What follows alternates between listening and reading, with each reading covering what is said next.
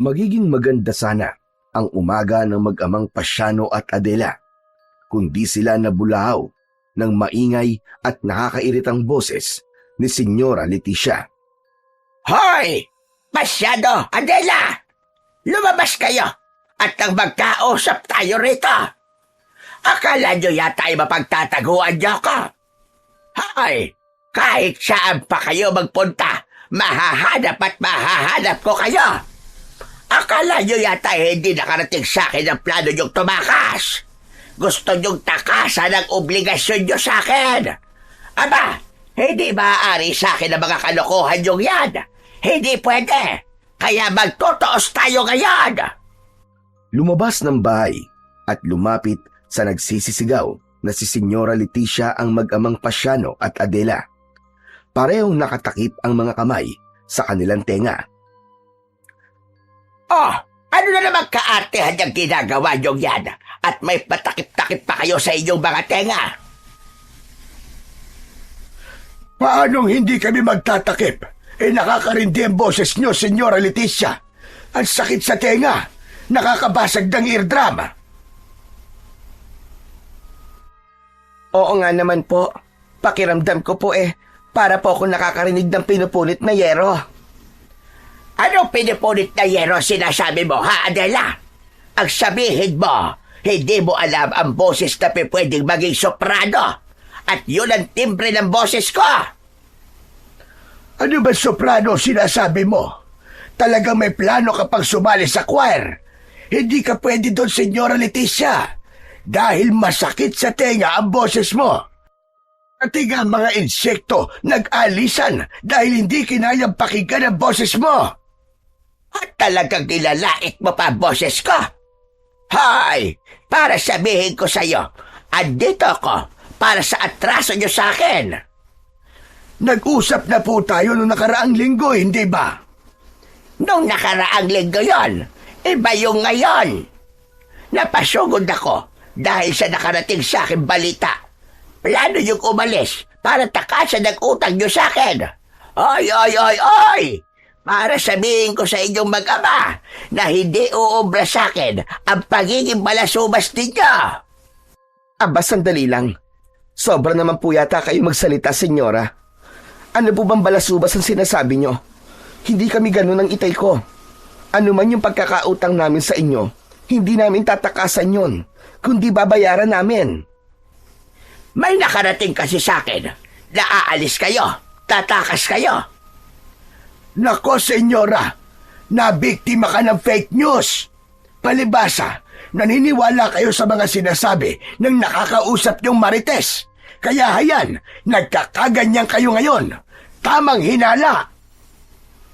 Senyora, hindi po kami aalis at lalong hindi namin tatakasan ang utang namin sa inyo. Ay, nako, hindi ako naniniwala.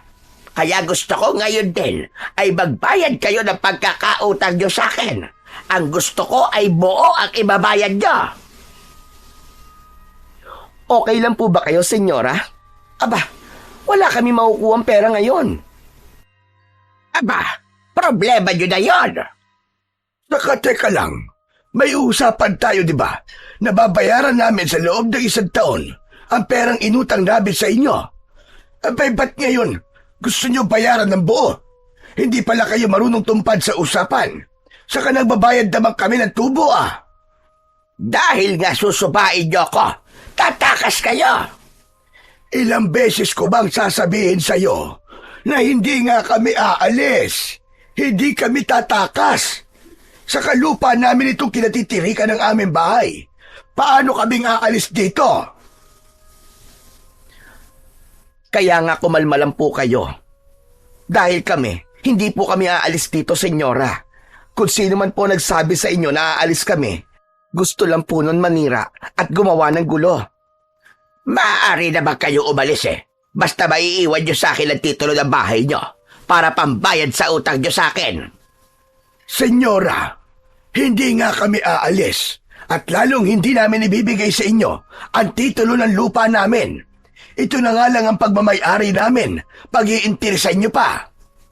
Pwes, kung hindi kayo aalis, abay kailan kayo magbabayad ng utang nyo?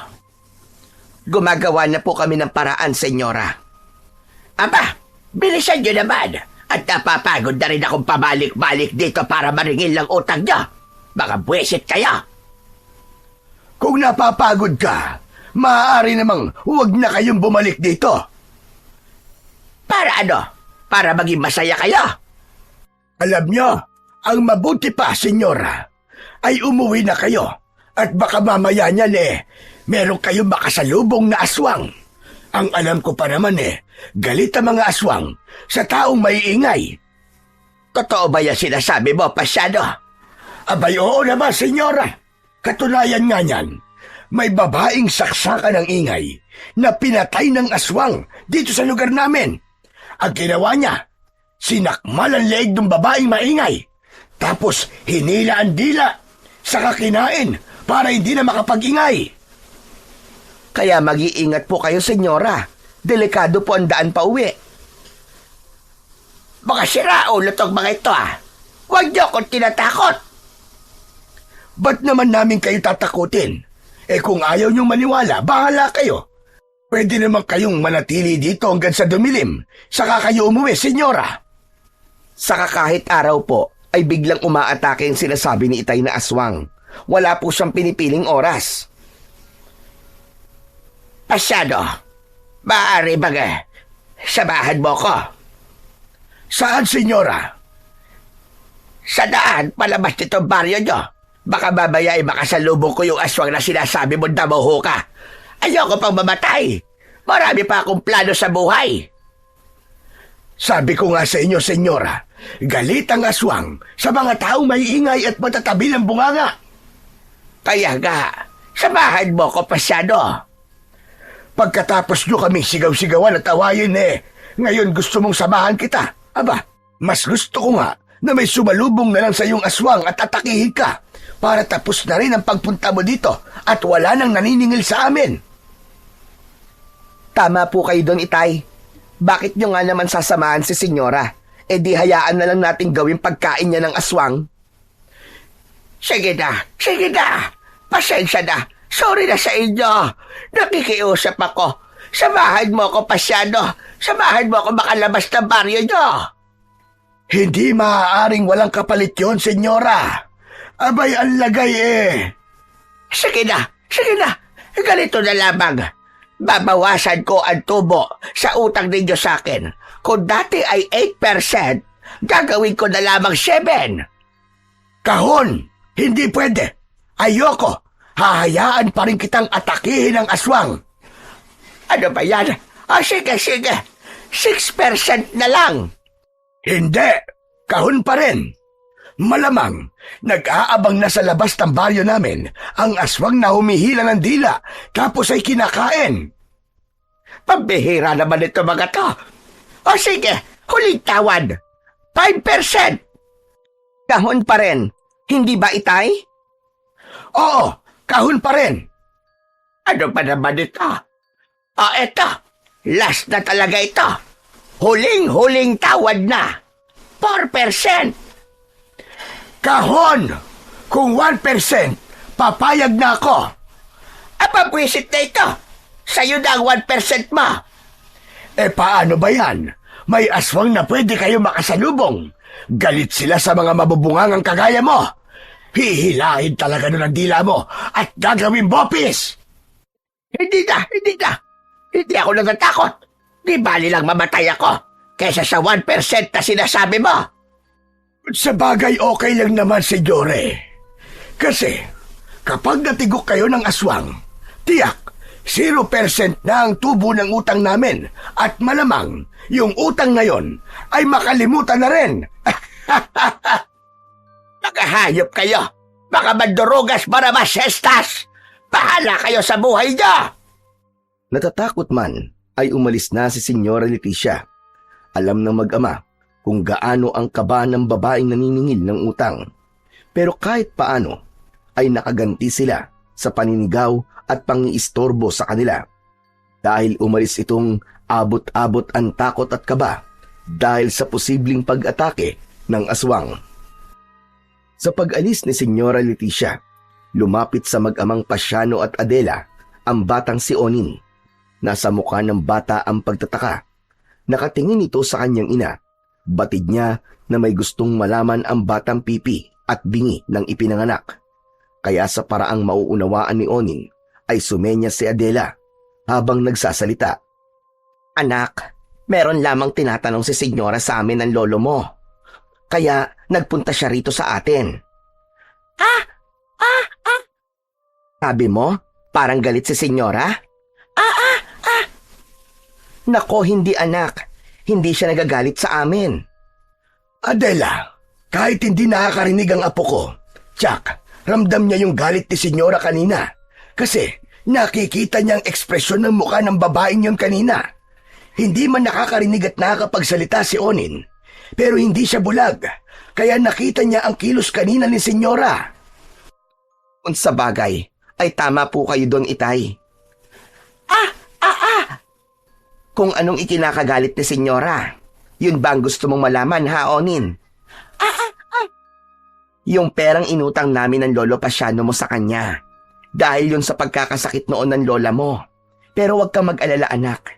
Hindi naman namin tatakasan yun ng lolo mo. Talaga lang mabunganga yung si Senyora. Kaya nga, hindi na namin gaanong pinapansin ng nanay mo ang pagpunta-punta niya rito. Habang kausap ni Lolo Pasiano ang apong si Onin, ay sinamahan niya ng pagsenyas at pagmuestra ng mga kamay upang maunawaan yun ng bata. Tumangu-tangu lang ang batang si Onin na may kasamang pagngiti, katunayan na nauunawaan niya ang sinasabi ng kanyang lolo. Mabuti pa anak, samahan mo na lang ako sa kusina ha. Tulungan mo ako magluto ng ating pananghalian. Ikaw ang maghiwa ng mga gulay na aking lulutuin. Sumang-ayon naman si Onin sa sinabi ng ina. Kaya sumama na ang bata. Habang patungong kusina ang mag-ina, ay nakamasid sa kanila si Lolo Pasiano. Awa ang nararamdaman niya para sa kanyang apo. Naisip niya na kung may magagawa lang sana siya para matulungan si Onin na makapagsalita at makarinig, ay ginawa na niya para maging normal ang buhay ng kanyang nag-iisang apo. Sa kabila ng kapansanang taglay ni Onin, ay hindi naman nalilimitahan ang kanyang kakayahan para makatulong sa kanyang nanay at lolo. Naaasahan naman ang bata sa mga gawaing bahay. Nagagawa rin niyang makipaglaro, lalo na't may isa siyang kababata na nakakaintindi sa kanyang kalagayan. Siya si Estong. Siya ang matalik na kaibigan ni Onin at madalas nakalaro. Dahil nga hindi nakakapagsalita at nakakarinig si Onin, ay may sariling paraan si Estong para makapag-usap sa kanyang kababata at kaibigan. Akala ko, wala ka pa rito sa may taniman ng bakawan, Onin eh.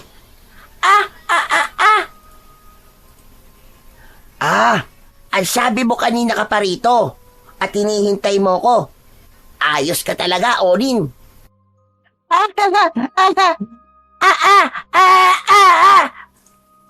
Anong sabi mo? Nainip ka sa paghihintay sa akin? Kasi naman may ipinagawa pa sa akin ng inay ko. Kaya hindi kaagad ako makaalis ng bahay. Oo, kailangan ko munang tapusin yung ipinapagawa niya sa akin para hindi ako pagalitan at payagan ako magpunta dito sa may taniman ng bakawan. Gusto mong manguha tayo ng bangungon at ng suso na pwedeng ulam? Oo, gusto ko yan. Aba, hindi na rin ako nakakain ng bagungon Masarap pa naman magluto ng ginataang bagungon ng inay ko. Tapos, iuulam sa mainit at malambot na kanin. Huwaw talaga, nakakagutom.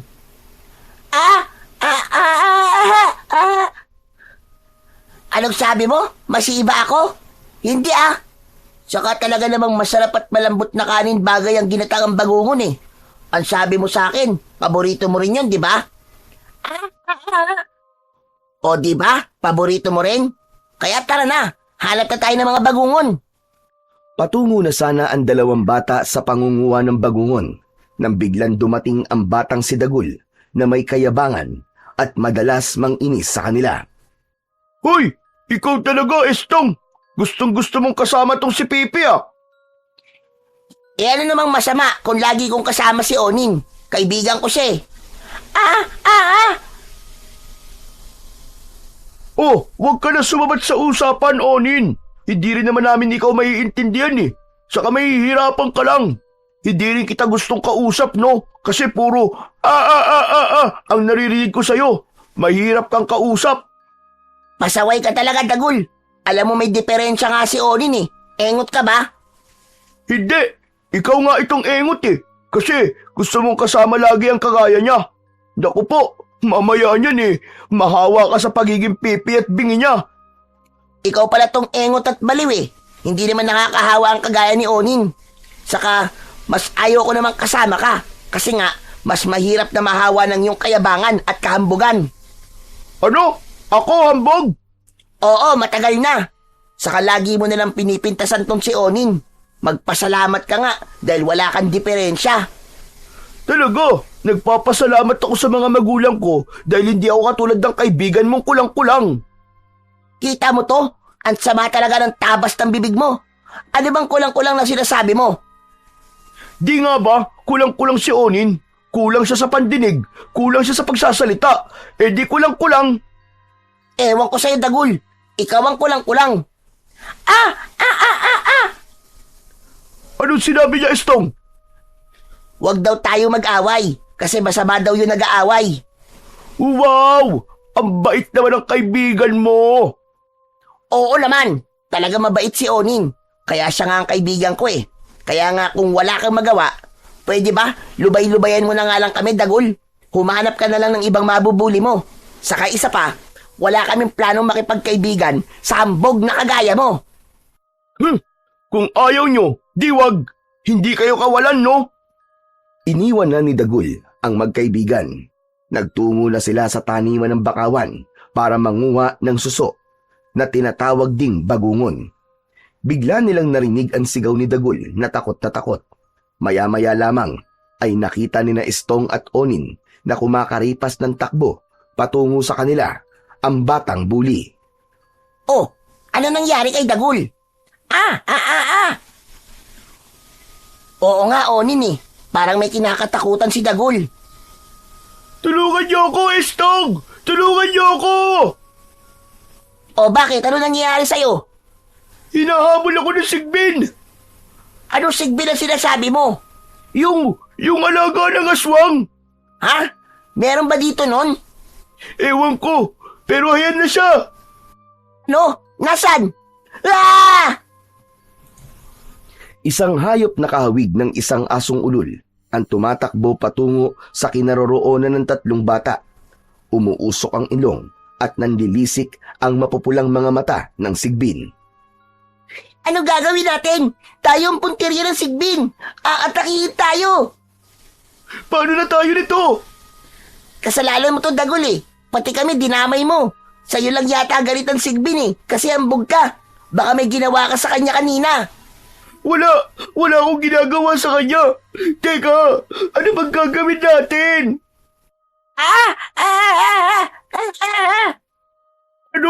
Ano ba sinasabi mo, Onin? Sa tubig daw. Sa taniman daw ng bakawan. Doon daw tayo. Bilisan natin. Ano pang hinihintay natin? Lumusong na tayo sa tubig! Nagmamadaling lumusong sa tubig sa taniman ng mga punong bakawan ang tatlong bata. Tama ang naging suwestyon ni Onin dahil hindi magawa ng sigbin na lumusong sa tubig. Takot ito na mabasa. Tama nga tinuro mo, Onin. Di nga tayo masundan ng sigbin dito sa tubig. Ang galing!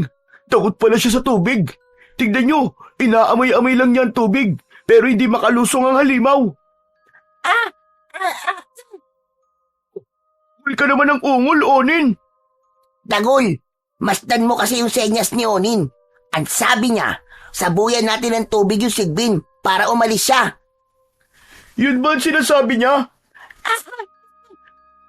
Sabay-sabay nilang sinabuyan ng tubig ang sigbin. Dahil takot sa tubig ang alaga ng aswang, kaya umaatungal ito kapag nababasa ng tubig at lalong nagalit sa kanila. Kaya lamang ay wala itong magawa at hindi kayang lumusong sa tubig. Naku po, lalo siyang nagwawala sa galit. Chu! Chu! Umalis ka na rito, Sigbin! Tantanan mo na kami! Lumayas ka rito! Layas! Patuloy na sinabuyan nila ng tubig ang halimaw. Dahil nababasa ito ng tubig, ang pakiramdam ng Sigbin ay napapaso siya, kaya nagpasya itong iwan na lamang ang 3 bata. Lumayo na ito sa kanila at tumakbo patungo sa kasukalan at tuluyan nang nawala roon. Dahil tuluyan na silang iniwan ng halimaw, kaya umahon na rin sa tubig ang 3 bata. Hindi na rin itinuloy nila Estong at Onin ang kumuha ng bagungon, kundi pinili na lang nilang umuwi na lamang. Ganon din si Dagul, na hindi man lang nagawang magpasalamat kina Onin at Estong sa ginawa nitong pagtulong sa kanya. Ikaw na bata ka. Pinag-alala mo ko. Saan ka ba nanggaling? Sumenya si Onin at sinabi ng bata sa kanyang ina na kasama niya ang kaibigang si Estong para manguha sana ng mauulam na suso. Kaya lamang ay may halimaw na umatake sa kanila na ayon kay Dagud ay isang sigbin. Diyos ko po, mabuti na lamang at walang masamang nangyari sa inyo. Kung bakit kasi kung saan ka nagpupunta eh. Sigurado ka ba, Apo, na Sigbin ang nagpakita sa inyo? Tumango si Onin at minestra pa ng bata sa kanyang lolo ang itsura ng hayop na kanilang nakita. Diyos ko po, Sigbin nga yon, ang alaga ng aswang. Kung ganun po pala, Itay, totoo po ang balita na may gumagala na aswang nga sa lugar na ito. Ganun na nga, Adela. Nagbalik na sila uli para maggasik ng lagim. Matagal-tagal na rin yon na may napatay ng aswang dito sa baryo natin. At ngayon, ay handa na naman silang maggasik ng lagim. Kung kailan matagal ng patay ang antingero na dati nagtatanggol sa mga taga rito. Delikado po pala kapag dumami ang mga aswang. Baka marami mapahamak, lalo na't wala na si Tata Goryo, ang matikas na antingero dito sa baryo natin. Ama ka, Adela. Wala ring pinasahan si Tata Goryo ng kanyang kakayahan para pumatay ng mga aswang. Ang balita nga ang taglay niyang anting-anting ay isinama ng kanyang pamilya sa kanyang kabaong dahil walang sino man ang may gustong kumuha nun upang magpatuloy ng kanyang misyon. Alam po kasi nilang hindi madali maging isang antingero, kaya pinili na lang nilang wag na lang yung isalin sa miyembro ng kanilang pamilya.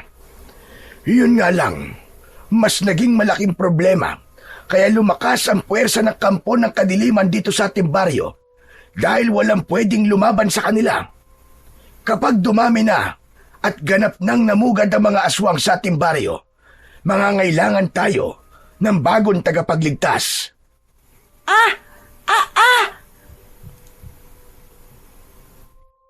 Huwag ka nagbibiro ng ganyan, Onin, ha? Sinasabi mong gusto mong ikaw ang maging tagapagligtas? Apo, malabo namang mangyari yon dahil nga wala kang anting-anting. Ang maaari lang humarap at lumaban sa mga kampo ng dilim ay yung may mga taglay na agimat o mutya para harapin ang mga kampo ng kadiliman. At wala tayo nun, Apo. Kaya imposibleng mangyari yon sa'yo, anak. Natahimik na lamang ang bata na si Onin, pero sa kanyang sarili at sa kalooban niya ay nais niyang mangyari yon at matupad. Subalit sa paanong paraan, yun ang hindi rin niya nalalaman. Ang bagay na yon na inaasam-asam ni Onin ay dala niya hanggang sa kanyang pagtulog. Nagiging bahagi yon ng kanyang panaginip, kaya minsan sa kalagitnaan ng gabi ay naaaalimpungatan si Adela. Naririnig niyang umuungol na tila nahihirapan ang kanyang anak. Agad niya itong nilapitan at tinapik-tapik upang magising. Onin! Onin, anak, gising! Gumising ka, anak! Gising! Ngunit tila malalim ang pagkakatulog ng bata at hindi ito magising-gising. Kaya kinagat ng ina ang isang daliri sa paa ni Onin. Ay, salamat at nagising ka na. Masakit ang daliri mo sa paa. Abay, natural. Kinagat ko para magising ka. Napakunot ang noo ng bata.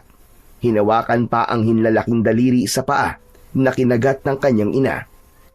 Paano ba naman? Ang hirap-hirap mong gisingin. Teka, ano ba ang napapanaginipan mo, anak? Napangiti si Onin sa tanong ng kanyang ina. Saka isa-isang iminuestra na may kasamang paggalaw ng mga kamay kung anong napanaginipan ng bata. Agad naman yung naunawaan ni Adela. Ayon, sinasabi ko na nga ba? Hanggang sa panaginip talaga ay gusto mo maging tagapagtanggol at kalabanin ng mga aswang. Ngiti lamang ang naging tugon ng bata. Sadyang tumanim sa isipan ni Onin ang tungkol sa magiging kalagayan ng kanilang baryo sakaling dumami ang mga kampon ng kadiliman. Bilang isang batang ang tanging hangad ay kapayapaan at katahimikan, kaya kung magkakaroon ng pagkakataon ay nais niyang maging tagapagligtas. Yun nga lang, gaya ng sinabi ng kanyang lolo Pasiano, ay imposibleng mangyari yun dahil wala siyang taglay na kapangyarihan upang harapin ang mga nilalang na mula sa kadiliman. Samantala, ang sigbin na minsan ay nagpakita at umatake sa tatlong bata ay nakakulong at alaga ni na Cordoba at Sabino. Sila ang mag-among inatasan ng kanilang Panginoon upang ang baryo na kanilang kinaroroonan ay maging baluarte ng mga aswang. Si Cordoba ay hindi lang basta aswang, kundi siya man ay may dugong engkanto. Isa siyang rebeldeng engkantado na pinarusahan at itinapon sa kadiliman, subalit pinili niyang sumama sa mga aswang kung saan ay binigyan siya ng katungkulan. Yun kasi ang dahilan ng kanyang pagiging rebeldeng engkantado, dahil hindi siya binibigyan ng mas mataas na tungkulin na ikinasama ng kanyang loob. Malaki ang utang na loob ko sa pinuno ng kadiliman, Sabino. Kaya gagawin ko ang lahat na gusto niyang ipag-utos sa akin. Dapat lang naman, Cordoba, dahil malaki ang tiwala sa'yo ng ating Panginoon. Oo, tama ka. Hiwala na hindi ibinigay sa akin ng dati kong mga kalahi, ang mga lahing engkanto. Kaya, ipakita mo na karapat-dapat ka sa tiwala at tungkuling ibinigay sa'yo. Oo, Sabino, at ang nais ko ay mas lalo pa tayong lumakas dahil ibig kong makaganti sa mga lahing engkanto. Malaki ang atraso nila sa akin dahil itinakwil nila ako. Talagang hindi na naaalis sa isipan mo ang makaganti sa kanila. Sobrang nasaktan ako sa kanilang ginawa, kaya dapat lamang na matikman nila ang aking puot. Sama ako ng 10 sa'yo, Cordoba. Maaasahan mo ako. Andito lamang ako para tulungan ka. Salamat, Sabino. At ang nais ko ay ganap na nating masakop ang baryo Dalisay para sa baluarte na ating bubuin na lalong magpapalakas sa ating pangkat. Darating yan, Cordoba. Darating yan. Dahil hindi ka pababayaan ng ating Panginoon. Siyempre, lahat ng panukala mo na papabor sa kadiliman ay kanyang susuportahan. Yun talaga ang aking inaasahan, Sabino. Nasa iyo na ang lahat ng pagkakataon, Cordoba. Dahil matagal ng patay ang antingero na dati tumutulong sa mga taga-baryo Dalisay. Wala nang magtatanggol sa kanila. Kaya malaya nating magagawa ang ating plano na walang makikialam at hahadlang sa atin. Samantala, ang naging panaginip ng batang si Onin ay nagdulot din ng pagkabalisa sa kanyang inang si Adela. Kaya nasabi yun ng babae sa kanyang ama. Ano ka ba naman, Adela? Normal lang sa mga bata ang mag-isip ng ganyan. Pero itay, iba po ang apo nyo. Kahit gustuhin man niya, ay imposibleng mangyari yon. Sabi ko nga, may kakaibang kapangyarihan lang ang maaaring gumawa ng ibig niya. Yun na nga po ang inaalala ko, Itay. Paano kung biglang mangyari?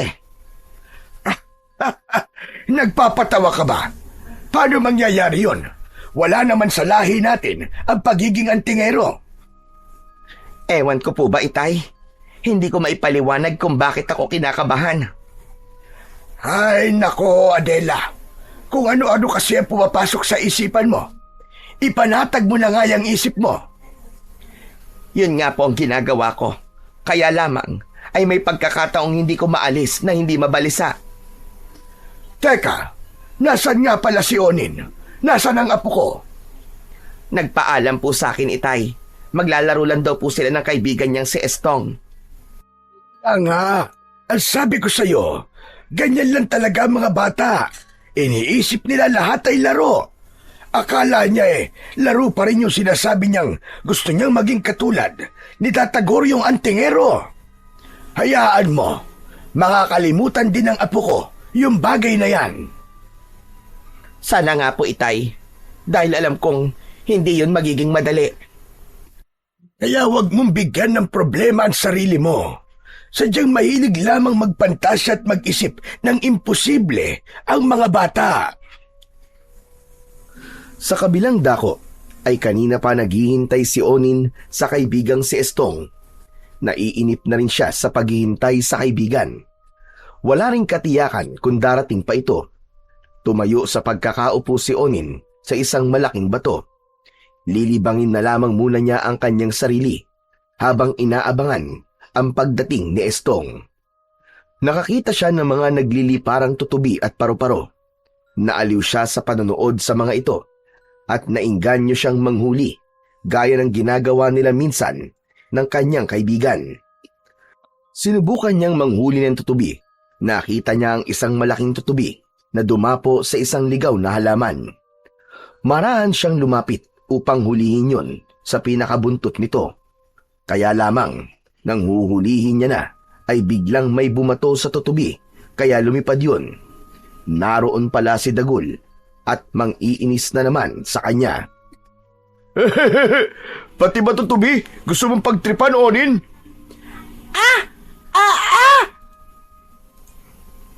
Hayang ka na naman, Mr. Ungol Hindi naman kita maintindihan Wala pa naman si Estong para magpaliwanag ng mga sinasabi mo.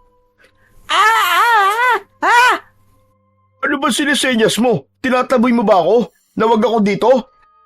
Tumango si Onin.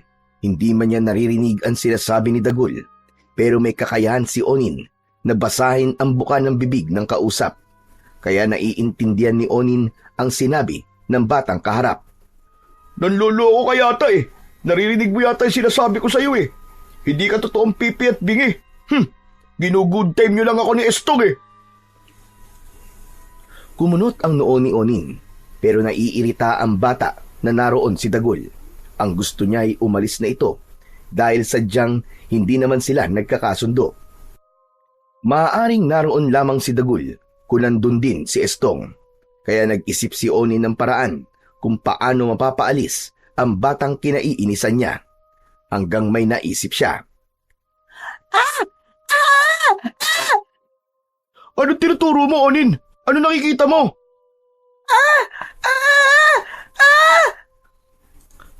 Ano? Sigbin?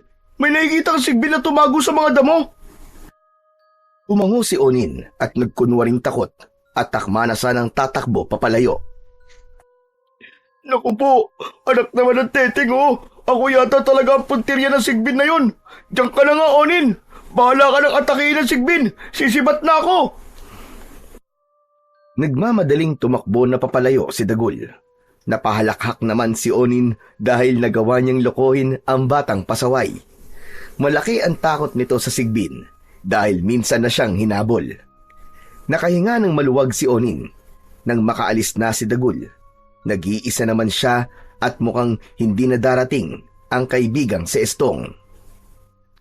Kanina pa siya sa kakahuyang yon na malapit sa taniman ng mga bakawan. Nag-aalala siya na baka hinahanap na siya ng kanyang ina. Kaya nagpasya na si Onin na umuwi na lang muna. Sa ibang araw na lamang siya babalik. Binagtas na niya ang daan papauwi. Medyo maputik ang daan ng araw na yon dahil umulan nung gabi, kaya maingat sa kanyang paghakbang ang bata. Habang naglalakad ay nakarinig siya ng huni ng palaka. Alam niyang pangkaraniwan ng ganong tunog ng palaka sa ganoong lugar, lalo na kapag merong mga tubig. Kaya lamang pakiwari niya ay kakaiba ang tunog ng palakang kanyang naririnig. Iniligid niya ang kanyang paningin at pilit na sinundan ang ingay ng palaka na sa pakiwari niya, ang tunog nito ay tila umiiyak. Hanggang sa nakita ni Onin ang isang palaka na nanaganan ng mabigat na kaputol ng sanga ng puno. Nagpupumilit na makaalpas sa pagkakadagan ng sanga ang maliit na hayop. Ngunit hirap ito at sunod-sunod ang kokak na tila humihingi ng tulong. Nakadama ng habag si Onin sa palaka. Binuhat niya ang tuyong sanga ng puno na nakadagan sa katawan ng palaka. Nang maiangat yon ni Onin, ay agad na lumundag ang palaka papalayo. Noon niya napansin na hindi pangkaraniwan ang kulay ng palaka. Kung dati palakang kulay itim o kulay lupa ang nakikita niya, ang palakang yon ay tila kulay dilaw. Animo, isang palaka na albino dahil sa mapusyaw na kulay ng katawan. Sinundan niya ng tingin ang palakang patalon-talon na lumayo sa kanya. Saka bigla itong tumigil. Saglit pa ay tila merong lumabas na usok sa katawan ng palaka. Ang usok ay naging hugis tao hanggang sa mabuo ang isang imahe ng isang babae. Hanggang sa naging malinaw ang itsura nito. Isang magandang babae yon na nakasuot ng puti at manipis na mahabang damit. Nanlaki ang mga mata ni Onin. Hindi niya mawari kung ano ang kanyang gagawin. Ibig niyang sumigaw, kaya lamang alam niyang walang boses na lalabas sa kanyang bibig. Nais niyang tumakbo, kaya lamang tila napako ang kanyang mga paa at hindi niya yon maihakbang.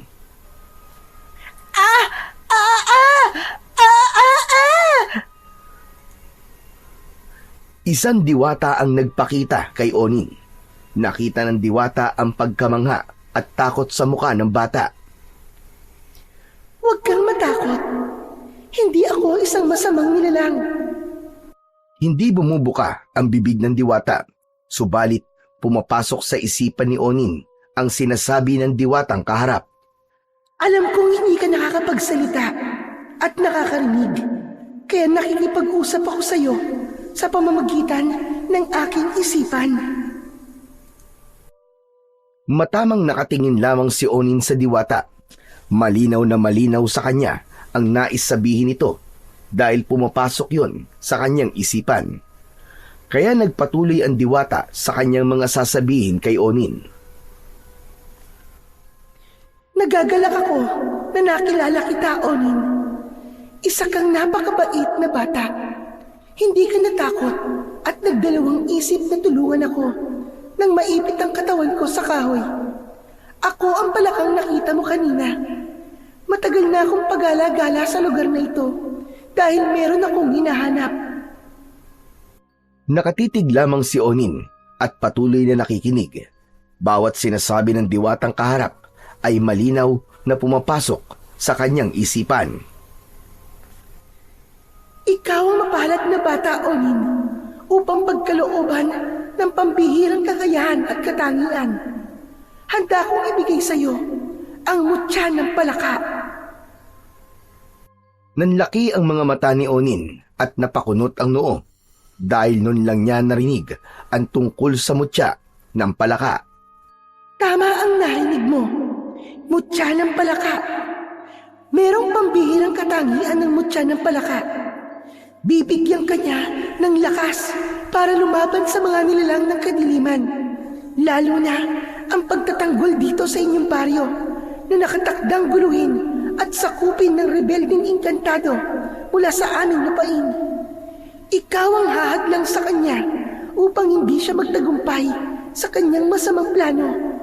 Kailangan mong bigyan ng proteksyon ang inyong mga kababaryo. Sa kanilang ihahasik na kasamaan. Kaya bago ako tuluyang umalis, Onin, ay ibibigay ko na sa iyo ang mutya ng palaka. Ilahad mo ang iyong kamay upang tanggapin ang mutya. Inilahad ni Onin ang kanyang kamay at sa isang saglit ay biglang lumitaw sa kanyang palad ang isang maliit na butil na tila bato at nagliliwanag. Isubo mo yan, Onin. Kailangan ipasok mo yan sa iyong katawan upang magbigay sa katauhan mo ng kakaibang enerhiya at kakayahan at magkaroon ng pambihirang lakas at katangian. Sige na, isubo mo na ang mutya ng palaka. Ibinuka ni Onin ang kanyang bibig, saka iniangat ang palad upang ipasok ang mutya sa kanyang bibig. Nang nasa bibig na ito ng bata, ay tuloy-tuloy na pumasok sa katawan. Kasabay noon ay naglaho na ang diwata. Nagpalinga-linga pa si Onin sa paligid, subalit sadyang wala na ito. Hindi pa rin makapaniwala ang bata sa mga nangyari. Iba rin ang pakiramdam niya ng mga sandaling yon. Gaya ng sinabi ng diwata, ay magbibigay ito sa kanya ng kakaibang pakiramdam at katangian. Bagay na nararamdaman niya. Wari niya'y may kakaiba ring lakas ang kanyang mga bisig. Pinagmasdan pa niya ang kanyang mga palad. Seryosong pinagmamasdan ng bata ang kanyang mga braso nang biglang may naramdaman siyang dumampi sa kanyang likuran. Sa pagkagulat ay napasuntok si Onin sa gawing likuran niya. Buti na lang at hindi tinamaan ang naroroon. Yun ay walang iba kundi si Estong na nagpunta rin sa lugar at kanina pa niya hinihintay. Oh, Onin! Relax ka lang. Muntik mo na akong masapak eh. Masyado ka naman yatang magugulatin ngayon. Bakit ba ngayon ka lang kasi, Estong? Kanina pa kita hinihintay eh. Nanlaki ang mga mata ni Estong. Hindi siya makapaniwala. Unang pagkakataon na nagsalita si Onin at narinig din ang sinabi niya. Maging si Onin ay hindi rin makapaniwala sa pangyayaring yon. OMG! Onin! Ang astig mo! Nakakapagsalita ka na at naririnig mo na rin ako. Himala! Ang galing naman! Teka, paano nangyari yun? Bakit nakakapagsalita ka na? Saka naririnig mo na rin ako. Ha? Ewan ko. Hindi ko rin alam eh. Pwede ba yung ganon? Hindi mo alam? Siyempre, may dahilan yan. Sandali, kanina parang may kaharap ka eh. Kasi nakatitig ka sa gawi dyan sa mga halaman. May kasama ka ba kanina? Ha? Wala. Wala, Estong. Oni naman, pati pa ba ako paglilihiman mo pa? Sino ba yung kasama mo kanina? Ano kasi? Nag-aalala si Onin kung kailangan ba niya yung sabihin sa kanyang kaibigan. Si Estong ang tanging kakampi niya at nakakaunawa sa kanya. Sunod sa kanyang ina at si Lolo Pasiano. Oh, sasabihin mo ba sa akin kung sino kasama mo o hindi? Oo na. Estong, sa atin na lang to ah. Isang diwata yung kasama ko kanina. Ano? Okay ka lang ba? Sure ka bang diwata yun? Baka mamaya kung sinong babae lang yun na naligaw dito sa lugar natin. Hindi, Estong. Diwata talaga siya. Kitang-kita ko kung paanong yung palakang tinulungan ko ay naging isang magandang diwata. Tsaka, Estong, meron siya sa aking ibinigay na mutya. Pinalunok niya sa akin. At yun ang dahilan kung bakit nakakarinig na ako at nakakapagsalita. Hala, totoo ba sinasabi mo, Onin? Oo nga, Estong. Maniwala ka. Ba't naman ako magsisinungaling? Saka dahil sa ibinigay sa aking mutya, pwede nang matupad yung pangarap ko, Estong. Ano? Ano namang pangarap yun, Onin? Eh di, ang maging tagapagligtas, ako ang lalaban sa mga aswang na nanggugulo dito sa ating baryo. Ang angas talaga nun, Onin. Ang galing mo talaga. Pero promise mo sa akin ha, huwag mong sasabihin kahit kanino yung kwento ko sa'yo. Atin-atin lang yun ha. Oo. Promise ko. Sa atin lang yun. Nagkahiwalay na ang magkaibigan. Hindi makapaniwala si Estong sa mga sinabi sa kanya ni Onin. Nang makarating na sa kanilang bahay si Onin at dinatnan niyang nasa sala at nakaupo ang kanyang lolo Pasiano na nananabako. Samantalang nasa kusina naman ang kanyang ina. Onin, apo! Magkasama ba kayo ni Estong? Hindi sumagot si Onin. Nakatingin lamang ito sa kanyang lolo. Mula naman sa kusina ay lumabas ang kanyang ina. May dala itong merienda. Bananak yun na paborito ni Onin. Tamang-tama pala ang dating mo, anak. May niluto akong merienda na paborito mo. Nanatiling nakatayo lang si Onin. Hindi niya alam kung paano siya magsisimula at kung paano niya sasabihin sa kanyang ina at lolo ang isang himala na nangyari sa pagkatao niya. Kaya ilang katagalang ang sinabi niya para ipaalam na nakakapagsalita na siya. Kain po tayo ng niluto ni inay. Natulala si Lolo Pasiano nang marinig na nagsalita ang apo. Napatingin at tahimik lang si Adela habang ang luha ay namumuo sa gilid ng mga mata. Onin, apo! Tama ba yung narinig ko? Ikaw yung nagsalita. Nakakapagsalita ka na, anak. Opo, inay. Nakakapagsalita na po ako at naririnig ko po kayo. Patakbong lumapit si Adela sa kanyang anak. Niyakap ito ng maigpit habang umaagos ang luha sa mga mata. Anak, paano nangyari yon? Paano kang nakakapagsalita? Hindi ako makapaniwala na mangyayari ito, apo. Sabihin mo sa amin ng inay mo, paano nangyari yon na nakakarinig at nakakapagsalita ka na? Inisa-isang ikwento ni Onin sa harap ng kanyang ina at lolo ang buong pangyayari. Bagamat mahirap paniwalaan, subalit batid nilang hindi gumagawa ng kwento ang bata. Kundi ang sinabi nito ay ang katotohanan. Kaya lamang, bilang ina, ay naroon ang pag-aalala. Baka may ibang kapalit yan, anak. Diwata nagbigay sa kanya ng mutya. At kung may kapalit man, hindi yun para ikapahamak ni Onin. Ako rin daw po ang nakatakdang magtanggol sa mga taga-baryo laban sa kampo ng kadiliman na manggugulo dito. Kaya Lolo Pasiano, natupad na rin po yung pangarap ko na maging tagapagligtas. Ano ba yan? Lalo lang ako ngayon natatakot dahil hindi madali ang obligasyong nasa balikat mo, anak. Nay, alam ko pong hindi po ako pababayaan ng diwata na yon, maging ng mutya ng palaka. Basta gawin mo lang kung ano ang tama, apo. Dahil pinagkatiwalaan ka para gumamit ng mutya. Ibig lang sabihin, namumukod tangi ka. May nakita siya para sa iyo ibigay ang mutya ng palaka. Kaya siguro mutya ng palaka ang ibinigay niya sa iyo ay upang makapagsalita ka dahil kilala ang palaka sa pagiging maingay, lalo na kapag tag-ulan. Kahit ano pa ang dahilan, Adela, ang mahalaga doon ay mababago na ang buhay ng aking apo. Magiging normal na siya, gaya ng ibang mga bata. Teka nga pala, may iba pa bang nakakaalam ng tungkol sa mutya ng palaka na ibinigay sa iyo ng diwata, Onin? Si Estong po, Nay. Ang kaibigan ko po. Pero wag po kayo mag-alala, Nay. Hindi po matabil ang dila niya kaya alam kong wala po siyang ibang pagsasabihan. Samantala, sa lugar kung saan nagpaplano ang dalawang pakawala ng kadiliman, nakarating sa kanilang kaalaman ang ginawa ng isang diwata. Pinaghandaan din nila tayo, Sabino. Anong ibig mo sabihin, Cordoba? May napili na sila para humarang sa ating gagawing pag-aasik ng kasamaan. Ibig mo sabihin may pipigil sa atin? Ganun na nga. Ha! Sinusubukan nila tayo.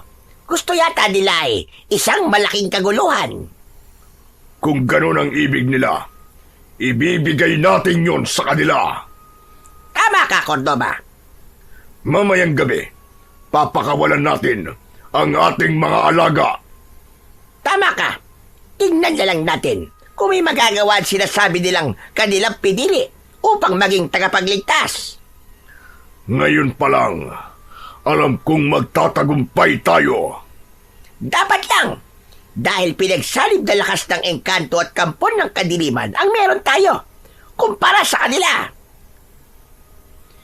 Ipapadala natin sa Baryo Dalisay ang ating mga alagang sigbin. Samantala, hindi hinayaan ni Lolo Pasiano na hindi mapaghahandaan ni Onin ang tungkuling ibinigay sa kanya ng diwata. Kaya mula sa mga luma nitong gamit ay may kinuha ang lolo ng bata upang ibigay yon sa kanyang apo. Isang tsako na yari sa magaan na metal ang sandatang ipapagamit ni Lolo Pasiano sa kanyang apo. Dati na pong ipinahawak niyo sa akin to, Lolo ah. Tama ka, Apo. At minsan na kitang tinuruan na gamitin ang tsako na yan.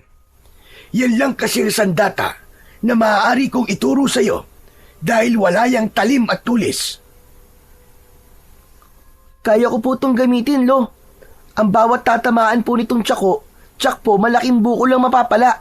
Pwede rin po mabasag ang kanyang bungo. Tama ka, Apo. Kaya magiging malaking tulong sa iyo ang armas na tsako.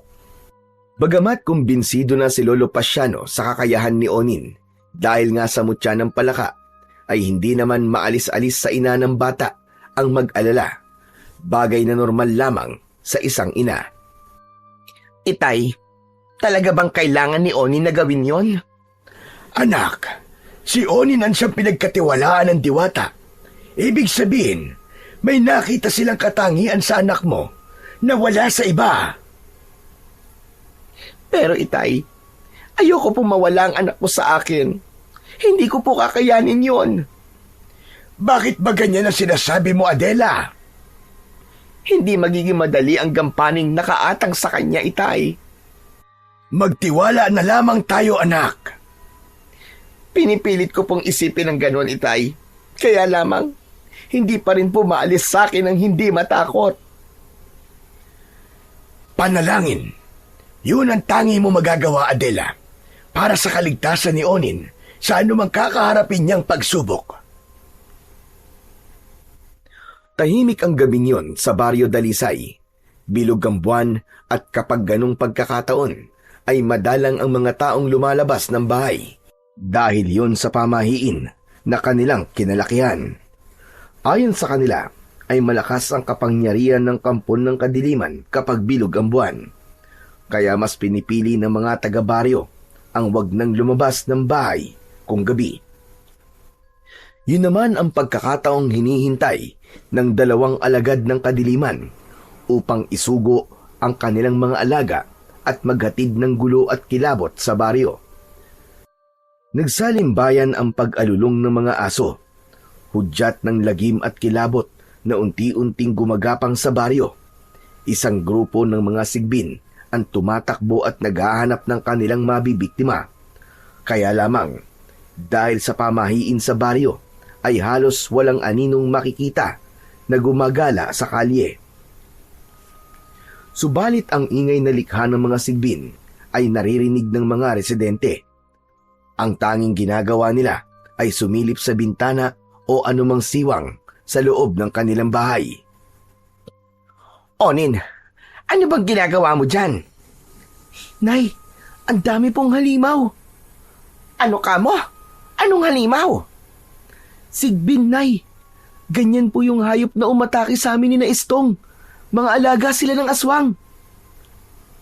Nag-uusap ang mag-ina nang makarinig si Onin at Aling Adela ng malakas na sigaw ng isang babae mula sa labas ng bahay. Ang sigaw ng babae na sundan ng iba na humihingi rin ng tulong. May sinasalakay ang mga sigbin, Nay. Kailangan nila ng tulong. Ba't ka tumayo, anak? Anong gagawin mo? Hindi ko po kayang pakinggan lang ang kanilang paghingi ng tulong, Nay, na wala po akong gagawin. Anak, sandali! Dito ka lang! Adela, huwag mong pigilan ang bata.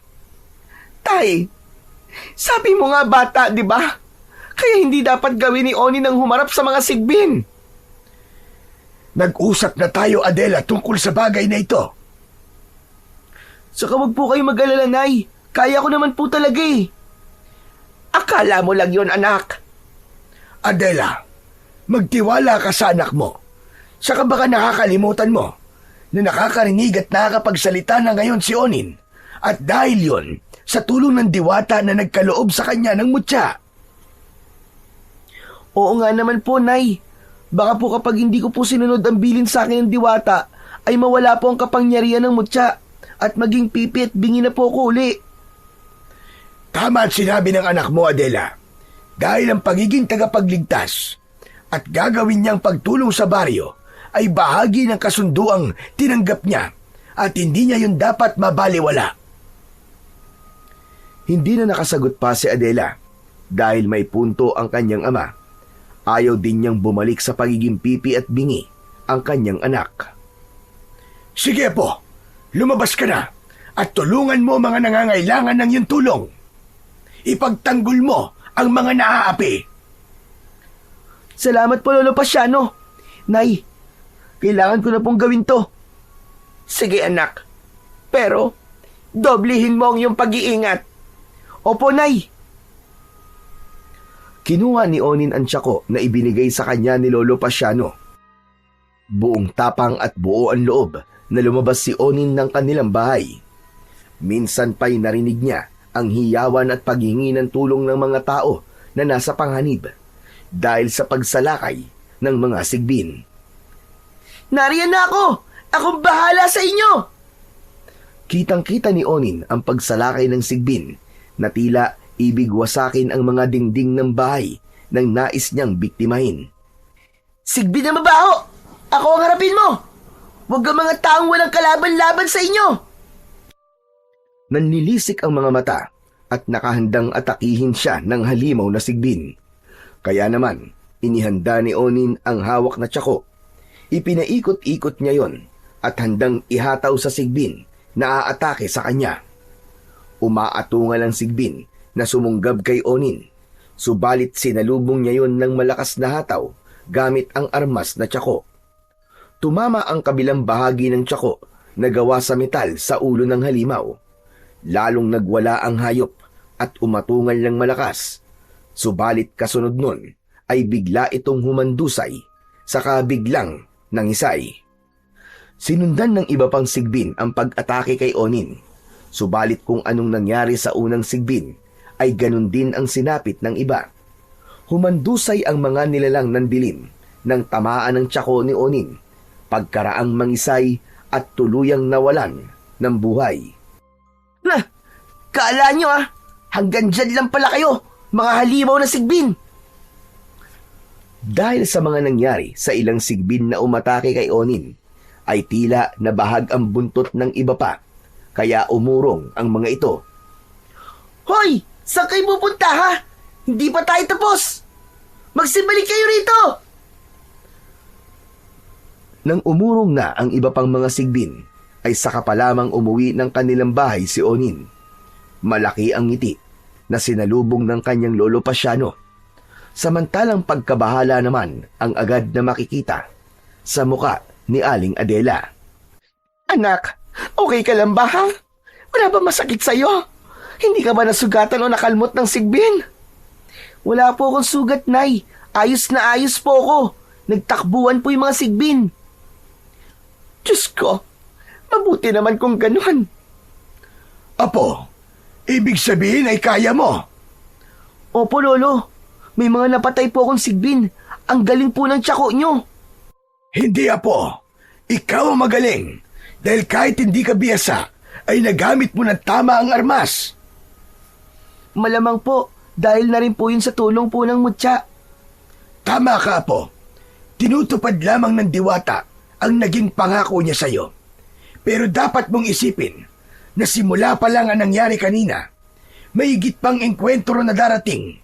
Maaaring mas mahirap at mas komplikado. Alam ko po yun, Lolo, at nakahanda po ako. Hindi nagustuhan ng dalawang alagad ng dilim ang naging pag-urong ng mga alaga nilang sigbin.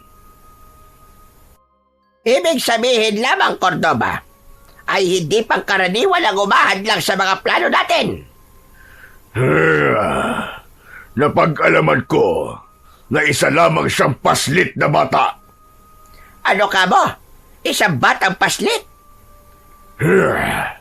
Ganun na nga. Isang bata na may taglay na pambihirang galing sa pakikipaglaban at pagharap sa mga kampon ng dilim. Kung ganon, mahusay pumili ang diwata na pagbibigyan niya.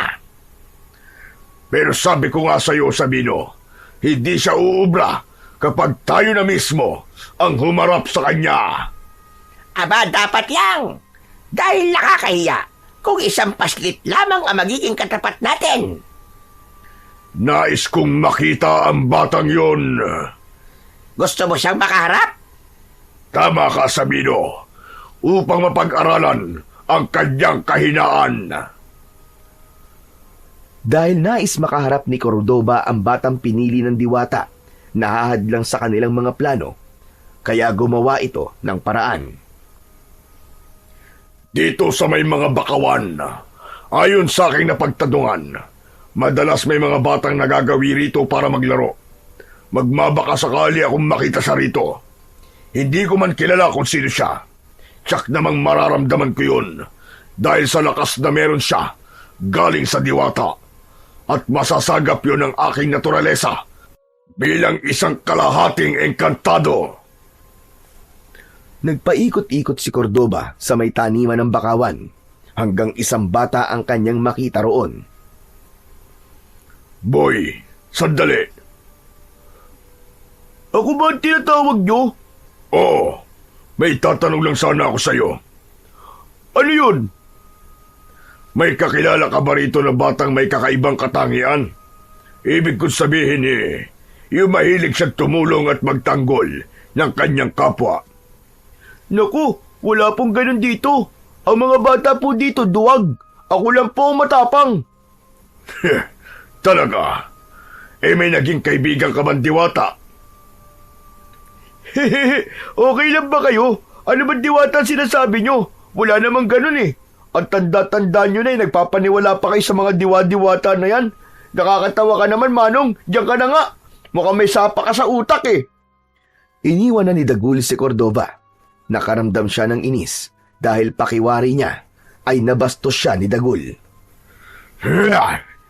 Walang hiyang batang yun ah. Pinagtawanan ako at sinabihan pa akong may sapak sa kokote. Dapat pala, pinatikim ko ng sapak. Bastos na bata. Walang modo. Hindi ganun ang batang tutulungan ng diwata. Alam ko yon. Isa pa, wala rin naman akong naramdamang kakaiba sa kanya. Kundi nakakagalit lamang siya. Bigong umalis ng lugar na yon si Cordoba. Hindi niya nakita ang kanyang pakay. Saka hindi rin nagawi ng lugar na yon si Onin dahil pinagbawalan ng kanyang ina na umalis ng bahay. Anak, mas mainam na narito ka para makapagpahinga. Nay, gusto ko po sanang kumuha po ng bagungon. Hayaan mo ng lolo pasyano mo na kumuha ng suso. Kaya ko naman pong gawin yun, Nay eh. Anak, kailangan mo ng dobling ingat. Dahil nga sa ngayon ay hindi ka na isang pangkaraniwang bata. Ngayon pa po ba kayo mag-aalala sa akin, Nay? Hindi po ako pababayaan ng mutya ko.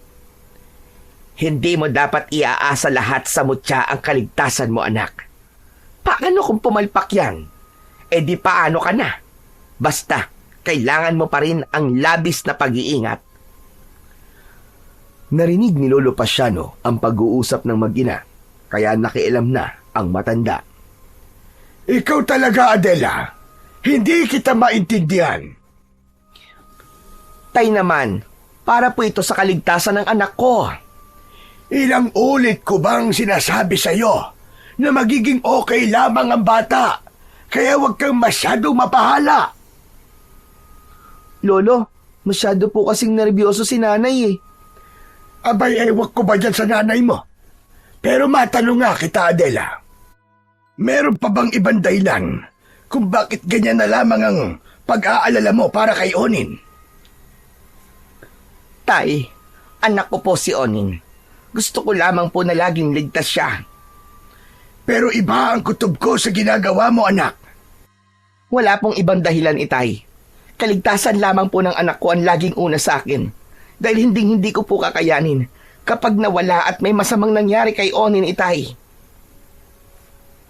Nasa ganoong pag-uusap sina Lolo Pasiano at Adela nang minsan pa ay isang pamilyar na boses ang kanilang narinig. Itay, nandyan na naman siya. Wala talagang kasawa-sawa.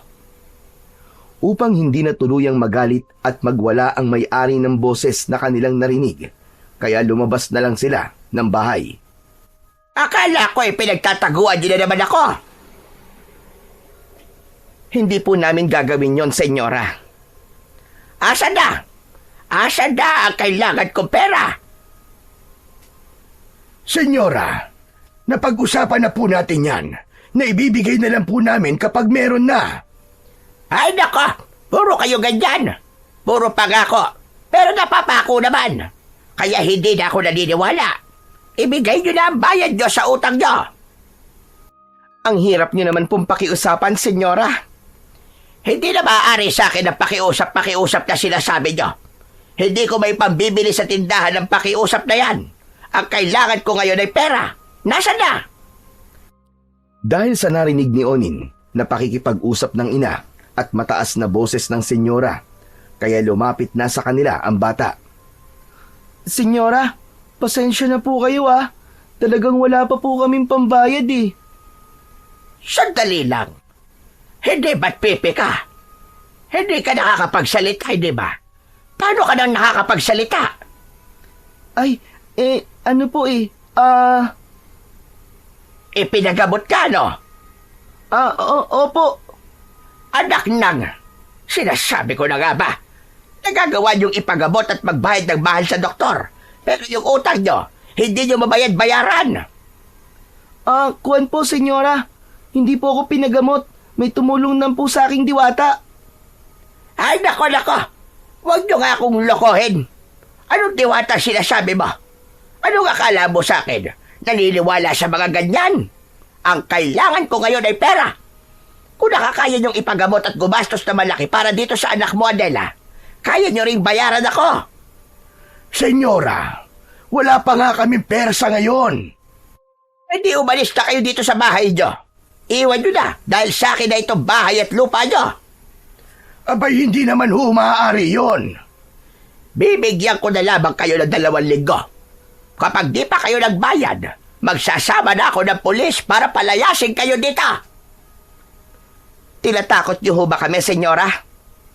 Hindi. Dahil talagang gagawin ko yon. Dahil mga balasubas kayo. Marunong kayong umutang. Hindi naman kayo marunong magbayad. Biglang tumalikod na ang matandang maniningil. Galit ito dahil wala pa ring nakuwang bayad sa utang sa kanyang sinisingil. Habang naglalakad ang senyora at binabagtas ang daan patungo sa kalye na kung saan nakaparada ang sasakyan niya, ay nakaramdam siya na tila may sumusunod sa kanya. Ano kaya yun? May kaluskos ako naririnig ah. May sumusunod yata sa akin. Anak ko, baka guni-guni ko labang yon. Pinalakas ng matandang babae ang kanyang loob, pero minsan pa'y muli na naman niyang napakinggan ang mahinang kaluskos. Nakasunod pa rin talaga siya. Ano ba yung buwisit na yon? Teka nga lang. Di kaya yun yung sinasabi dati pa ni Pasiano na merong aswang dito sa kanilang lugar? Naku po, wag na masyada. Ang kaluskos na naririnig ni Senyora Leticia ay nadagdagan pa ng iba pang ingay. May kakaibang ungol na rin siyang naririnig. Hindi niya na napigilan pa ang sarili na tignan yon. Lumingon siya at ganun na lamang ang kanyang sindak dahil sa nilalang na tumambad sa kanyang harapan. Napasigaw ng malakas ang matandang babae. Ah! Lumayo ka sa akin! Lumayo ka! Hindi malaman ni Senyora Leticia ang gagawin dahil sa pagkatakot ay paupo siyang bumagsak sa lupa. Ang halimaw na nasa kanyang harapan ay may nakakatakot na itsura dahil sa malalaki at namumulang mga mata. Meron ding malaking bibig na puno ng matatalas at maliliit na pangil. At nakabukas na tila handa siyang sagpagin anumang oras. Isang kakaibang uri yun ng aswang na gumagala sa Baryo Dalisay. Maawa ka sa akin. Huwag mo ko kakainin. Kahit anong kailangan mo, ibibigay ko sa iyo. Kung pera, meron ako dito. Ibibigay ko lahat sa iyo. Huwag mo lamang akong patingin. Maawa ka. Patuloy naman sa pag-atungal ang aswang na nasa kanyang harapan. Pinagmamasdan ang kabuuan ng matandang babae. Inaamoy-amoy pa ito. Ang paglapit ng nakakatakot na mukha ng halimaw sa mukha ng senyora ay lalong nagpanginig ng buong pagkatao nito. Akmang sasakmalin na ng nakakatakot na nilalang si senyora nang biglang dumating ang tumatakbong si Onin na sinundan pala ang senyora. Bitiwan mo siya! Ako ang harapin mo! Dala ng batang tagapagligtas ang tiyako na ibinigay sa kanya ng kanyang lolo Pasiano. Huwag mong saktan si senyora! Pakawalan mo siya! Tila ayaw namang umalis ng halimaw sa harapan ng matandang babae. Patuloy lamang na nakatitig sa kabuuan nito. Kaya lumapit si Onin sa kampon ng kadiliman. Buong lakas at bilis na pinaikot-ikot sa ere ang kanyang hawak na tiyako. Saka inihataw ito sa ulo ng aswang na nasa harapan ng matandang babae. Yan ang dapat sa'yo! Matigas ang ulo mo! Nasaktan ng halimaw dahil lumikha ng sugat sa ulo ang tama ng tiyako. Umatungal ng malakas ang kampon ng kadiliman. Bago pa umatake kay Onin, ang nakakatakot na nilalang ay isa pang malakas na hataw ng tiyako ang kanyang pinakawalan. Tumama yon sa mukha ng aswang. Tumalsik pa ang dugo nito sa katawan ng senyora. Yak! Kadiri! Dahil sa matinding tama ng tiyako ay nahilo ang aswang. Lumakad ito na gumigewang-gewang hanggang sa tuluyang mabuwal at bumulagta sa lupa. Ha! Todas ka ngayong aswang ka! Iniligtas mo ko, Onin. Salamat. Maraming salamat sa iyo. Ginawa ko lang naman po ang nararapat, senyora. Dahil nasa panganib po ang buhay nyo. Hindi ko naman po hahayaang meron pong mamatay dahil sa kasamaan ng mga aswang na gumagala dito sa baryo. Hindi ko alam kung paano ko makakaganti sa ginawa mong pagliligtas sa akin. Sabihin mo, kahit na ano, para makabayad man lang ako sa iyong ginawa. Ang gusto ko lang naman po wag na po kayong magalit sa nanay at lolo ko. Handa naman po kaming magbayad. Kaya lang po, wala po pa talaga kaming pera sa ngayon Pwede po ba yon? Abay, oo naman. Hayaan mo. Hindi na ako magagalit sa kanila kahit na kailan. Saka pakisabi na lang na wag na nilang bayaran ang kanilang utang. Bayad na sila. Ha? Talaga po, senyora? Oo, din. Yun ang sabihin mo sa nanay at lolo mo, ha? Kalimutan na nilang may utang sila sa akin. Yung ginawa mong pagliligtas sa akin, sobra-sobra ng kabayaran yon. Dahil kung hindi sa ginawa mo, baka nasa bituka na ako ng aswang na yon. At lahat ng may utang sa akin ay nagbubunyi na dahil patay na ako. Kaya sabihin mo sa nanay at lolo mo, okay na ang lahat. Bayad na sila. Quits na kami. Ha? Talaga po? Sige po, senyora. Maraming salamat po talaga. Teka, sandali lang. Huwag ka na munang umalis. Odin, maaari bang samahan mo ko hanggang doon sa may sasakyan ko doon sa labasan? May bagyaring natatakot kasi ako. Baka babaya dyan may kasama pa ang aswang na yon at bigla na labag akong atakihin. Yun lang po ba? O sige po, wala pong problema. Ihahatid ko po kayo, senyora. Pwede ba?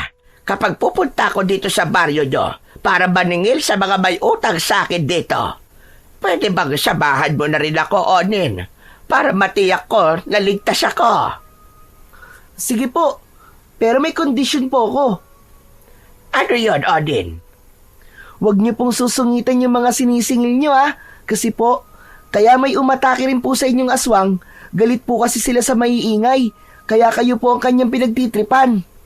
Aba, gayon ba yun? O sige, Odin, tatandaan ko yung sinabi mo. Kasi ayoko pang mamatay.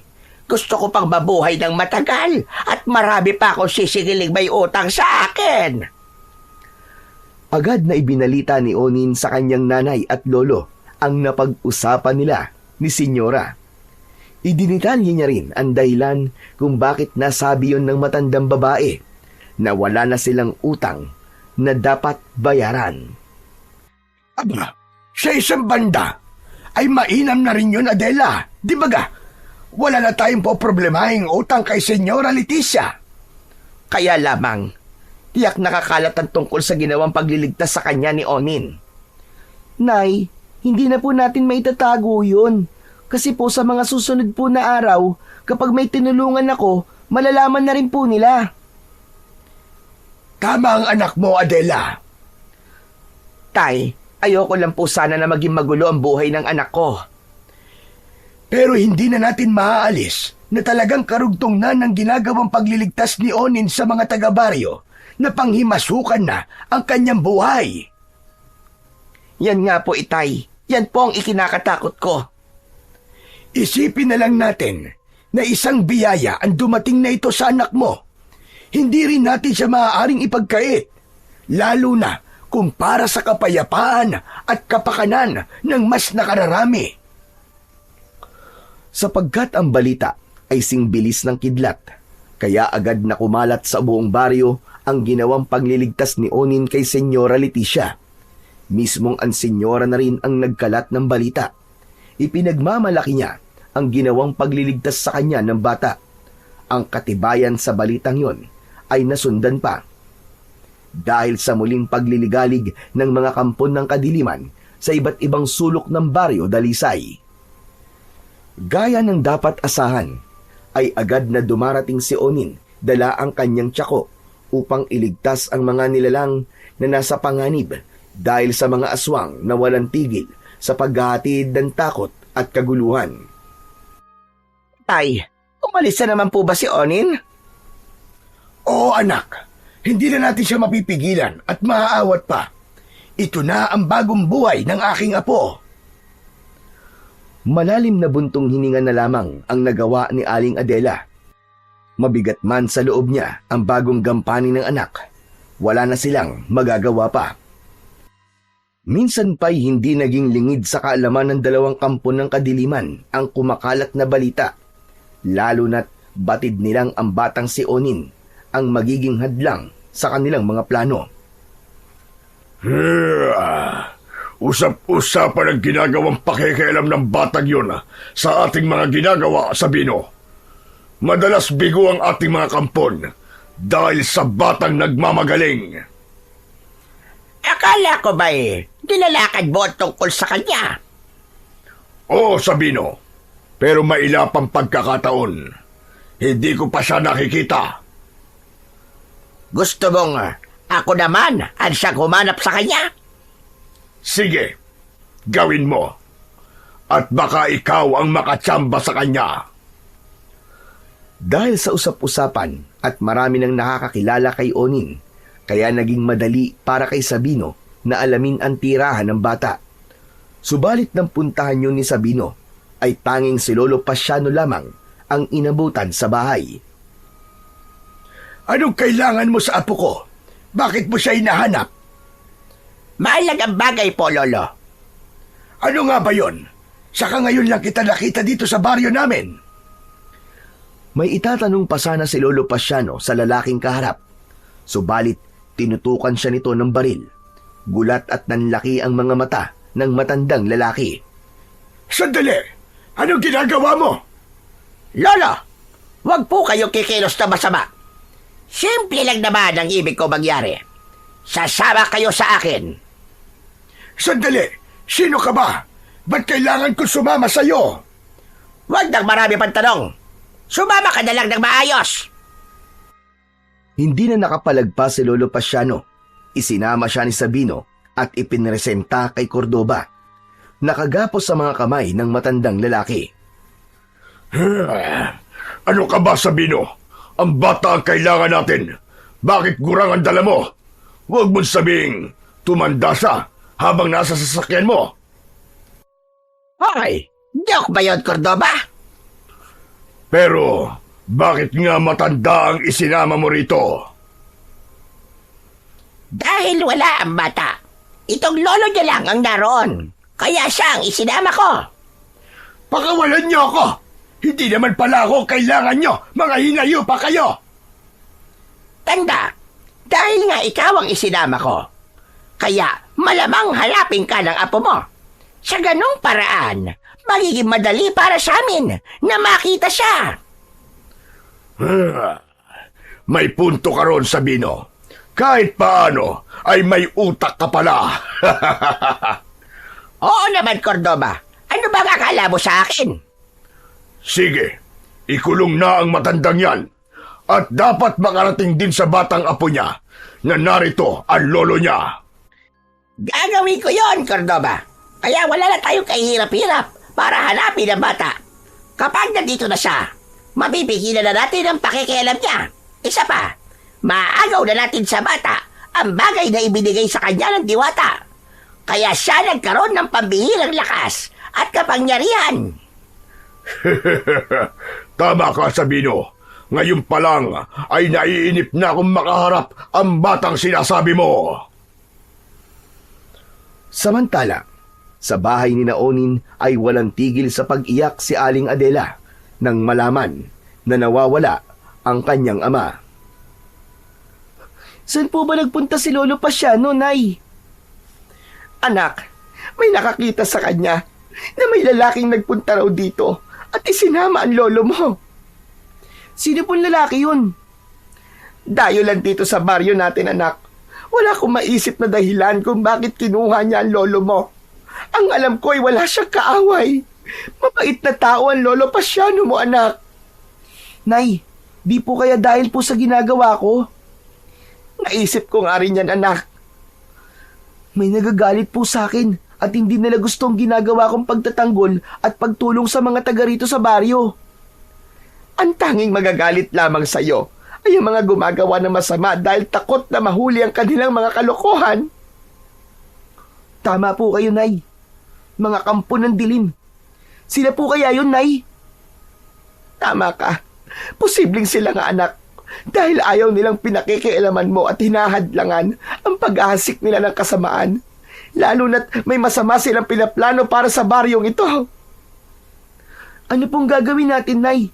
Paano po natin makikita at tutulungan si Lolo? Hindi ko rin alam, anak. Hindi ko alam. Naguguluhan na ako. Nasa ganung pag-uusap ang mag-inang Adela at Onin nang makarinig sila na tila may bumato sa kanilang bahay. Ano po yun, Nay? Parang may bumato sa bahay natin. Sandali, at titignan ko lang. Sasamahan ko na po kayo. Lumabas ng bahay ang mag-ina. Nakita nila ang isang papel na nakabalot sa bato na nasa may pinto ng kanilang bahay. Pinulot yun ni Adela. May nakasulat doon. Binasa niya ito. Hawak ko matandang si Pasiano. Kung nais niyong makitang buhay pa siya, kailangan magpunta ka sa lugar na nakasulat dito. Ikaw, Onin, ang apo ng matanda ang kailangan namin makita sa address na nakasulat. Dapat sa lalong madaling panahon. Kung ayaw mo makitang wala ng buhay ang lolo mo. Nay, nasa panganib po si Lolo Pasiano. Pero, bakit ikaw lang ang gusto nila magpunta sa address na nakasulat dito sa sulat? Siguro po, ako lang po ang kailangan nila, Nay. Hindi pwedeng ikaw lang, anak. Delikado yun. Kailangan kasama mo rin ako. Nay, sundin na lamang po natin ang nariyan po sa sulat. Anak, baka mapahamak ka. Huwag po kayo mag-alala, Nay. Kaya ko po ang sarili ko. Saka isa pa, nasa katawan ko pa rin po ang mutya ng palaka. Walang masamang mangyayari sa akin. Saka hindi po ako pababayaan ng Diyos, Nay. Lalo na't ililigtas ko po si Lolo. Onin, anak. Kung kailangan triplehin mo, ang iyong pag-iingat ay gawin mo, anak. Hindi ko kaya na may mangyayaring masama sa'yo. Opo, Nay. Saka alam ko rin po talaga na poprotektahan po ako ng diwatang nagbigay po sa akin ng mutya. Siguro, nandyan lang po siya lagi para po alalayan at gabayan ako. Hindi na rin ipinilit pa ni Aling Adela ang sarili niya na sumama kay Onin. Hinayaan na lamang niyang pumunta ng mag-isa ang bata. Kaya lang, nang naglalakad na siya patungo sa lugar na nakasulat sa papel, ay nakita siya ng kanyang matalik na kaibigan na si Estong. Onin, saan ba ang punta mo at nagmamadali ka? May mahalaga akong patutunguhan, Estong. Saan nga? Sama naman ako. Naiinip kasi ako sa bahay. Mula nang makakita ka at magkaroon ng mutya, hindi na tayo nakakapaglaro. Paano? Lagi kang busy sa dami ng mga dapat mong tulungan. Pasensya ka na talaga, Estong ha. Ganun talaga eh. Kasama yun sa pagkakaroon ko ng mutya eh. Ang mabigat na obligasyon na ibinigay sa akin. Kaya nga eh. Tara, isama mo na lang ako sa lakad mo ngayon. Gusto kong ma-experience kung paano harapin yung mga masasamang nilalang eh. Estong, delikado yung gagawin ko. Sus, andyan ka naman para protektahan ako eh. Kaya pwede mo ako maging sidekick. Sige na, Onin. Para ka namang di kaibigan yan eh. Pambira ka naman, oo. Estong, baka kasi mahirapan ka lang eh. Ito naman oh. Sige na. Nung di ka pa nakakarinig at nakakapagsalita, ako lagi kasama mo eh. Ako nagtatanggol sa'yo kay Dagul. Tapos ngayon, porkit may powers ka na, ayaw mo man lang akong pagbigyan na sumama sa'yo. Grabe ka talaga sa akin, best friend. Parang ayaw mo na ako maging kaibigan dyan eh. Nakakatampo ka na eh. Hindi naman sa ganun, Estong. Sige na, Onin. Promise, hindi ako magiging pasaway sa'yo. Napaisip si Onin. Ngayon lang nakiusap ng ganun ang kanyang kaibigan. Sa katamaan sinabi ni Estong na siya ang laging tagapagtanggol sa mga batang nangaaway dati sa kanya. Gusto niyang makaganti sa naging kabaitan noon ni Estong sa kanya. Kaya pumayag na rin siya sa gusto ng kaibigan. Yes! Talagang iba ka, Onin. Walang bawian ha. Isasama mo na ako ha. Oo nga, pero hindi ko alam kung makakabalik kaagad tayo. Ayos lang yun. O tara na, baka gabihin tayo eh. Medyo malayo pa yung pupuntahan natin. Teka, saan ba tayo pupunta? Ililigtas natin si Lolo Pasiano.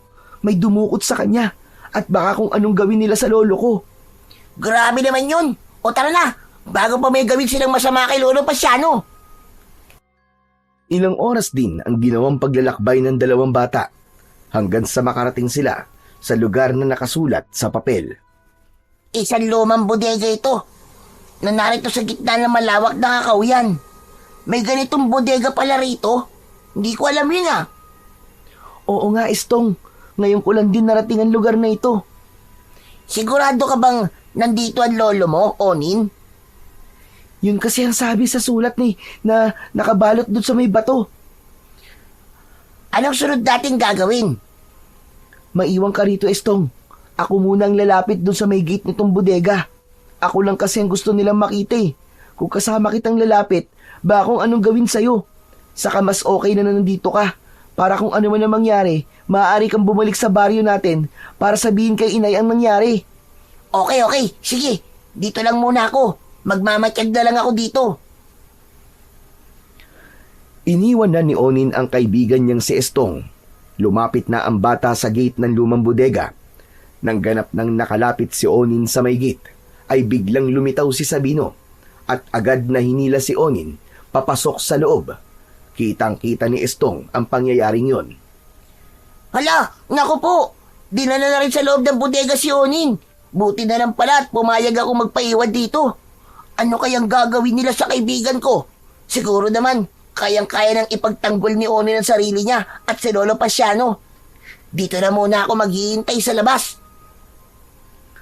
Samantala, sa baryo Dalisay naman, mula nang iwan ni Onin ang kanyang ina, ay hindi na mapalagay si Aling Adela. Balisa at labis itong nag-aalala para sa anak at sa kanyang ama. Diyos ko, Ano na kayang nangyayari sa anak ko? Nagkita na kaya sila ng lolo niya? Ang hirap ng ganito.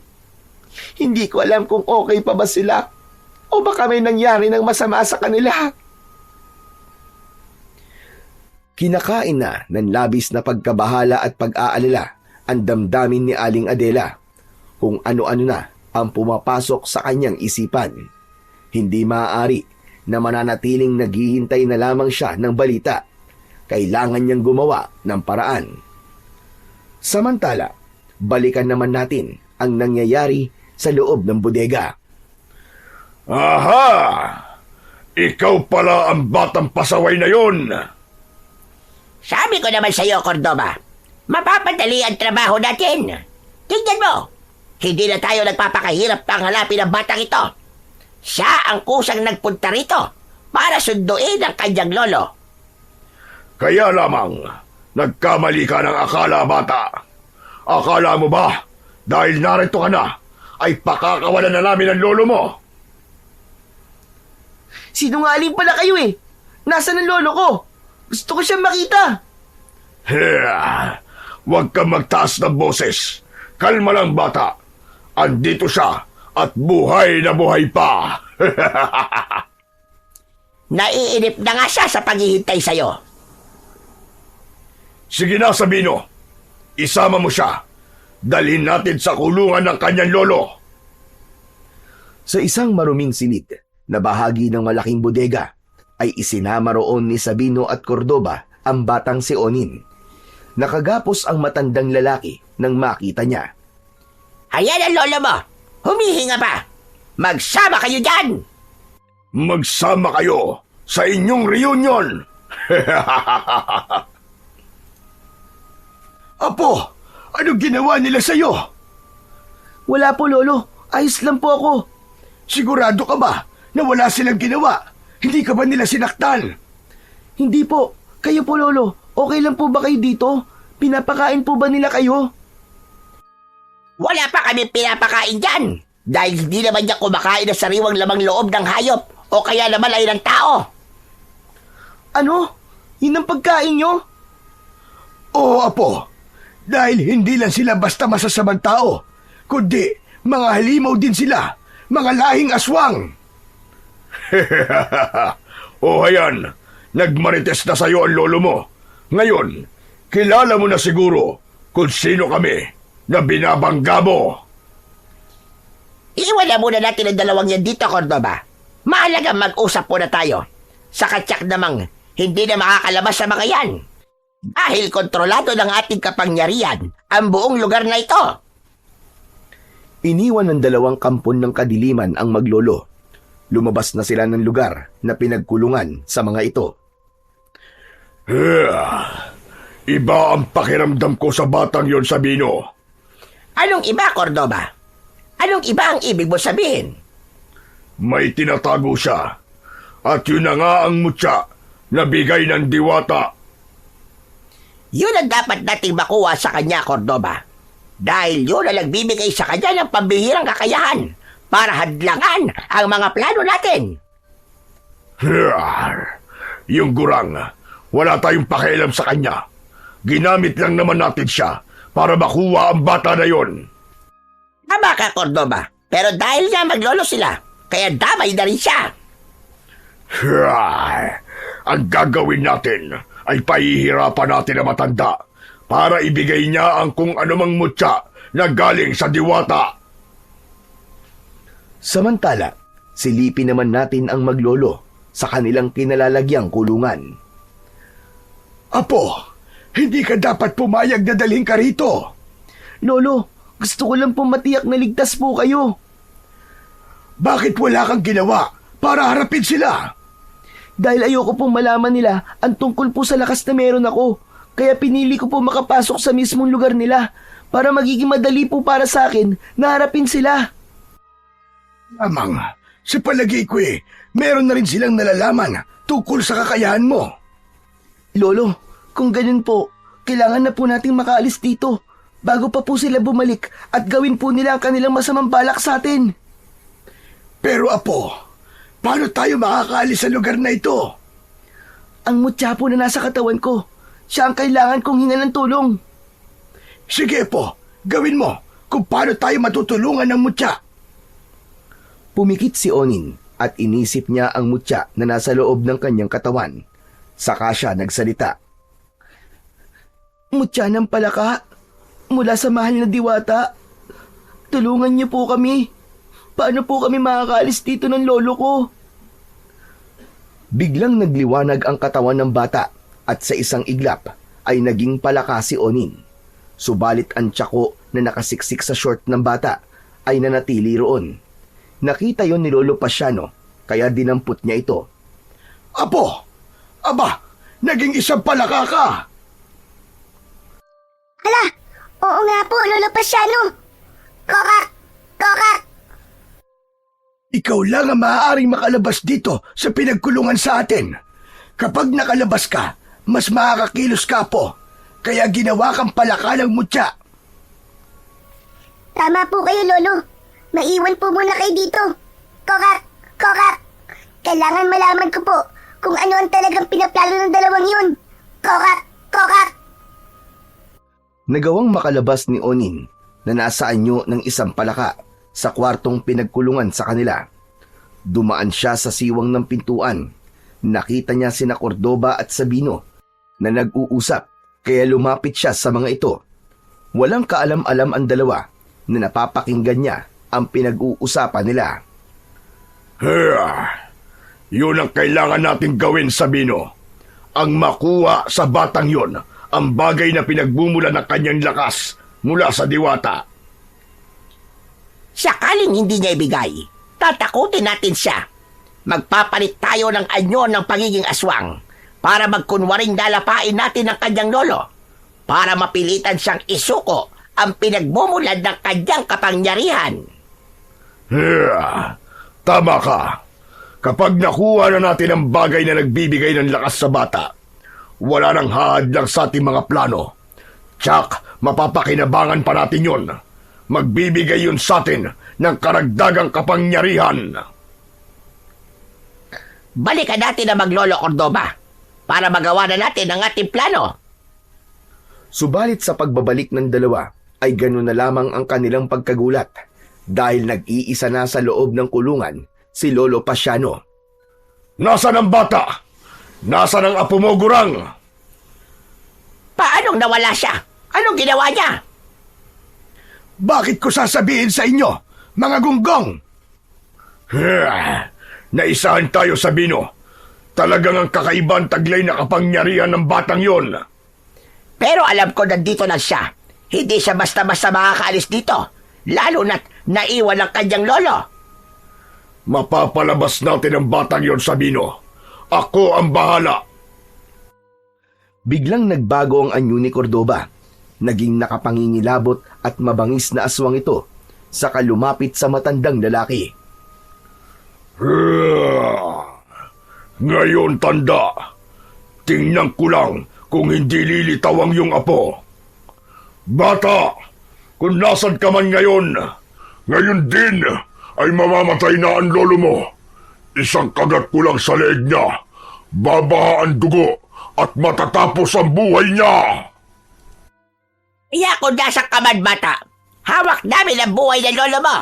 Hindi kami magdadalawang isip na patayin siya. Isang palaka ang biglang tumalon sa harapan ni Sabino. Palundag-lundag ito. Sandali, saan galing ang palakang ito? Paano nakapasok dito ang isang palaka?